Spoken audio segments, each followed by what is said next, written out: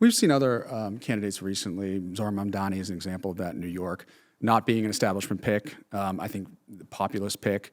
Obviously, there's some positions that he has are controversial, but the stance on affordability certainly resonated with the public. What is your perspective on the Mamdani election and the lessons that we can learn from that as well? It's interesting because I think that, it's New Yorkers made the choice. I think sometimes people almost over-index on it. They're like, well, what does this election mean for the national? The answer is, I don't know. I mean, it's a New York City mayor's race. Yeah. You know what I'm saying? Like, there were New Yorkers who made a choice.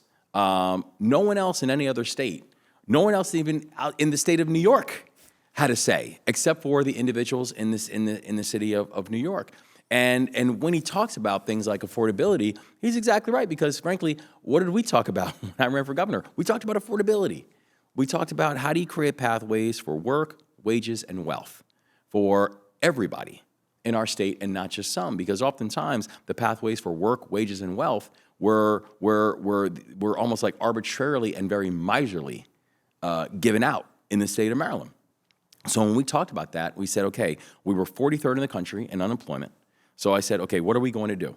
We made Maryland the first state in the country that now has a service year option for all of our high school graduates, giving them a chance to get into the workforce and finding something that makes their heart beat a little bit faster to solve our society's problems. That we were able to sign the largest mass pardons in the history of the United States of America, where I pardoned over 175,000 misdemeanor cannabis convictions, because I do not understand how we can celebrate the benefits of legalization if we are not dealing with the consequences of criminalization. That we have made historic investments in apprenticeship programs, trade programs, et cetera, getting people into the workforce, even if they don't have a 4-year degree. And now Maryland has gone from 43rd in the country in unemployment to now having amongst the lowest unemployment rates in the entire country. Our unemployment rate right now is 3.2%, which is more than a full point lower than the national average.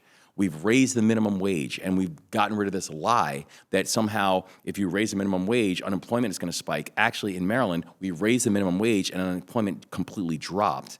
And we've been able to do things like, if you want to deal with things like housing affordability, my answer to dealing with housing affordability is build more housing, increase more supply, give people more of an opportunity to become homeowners, and give renters the opportunity to become homeowners, and increasing wealth in that way. So I think that what our takeaway is that people care about affordability.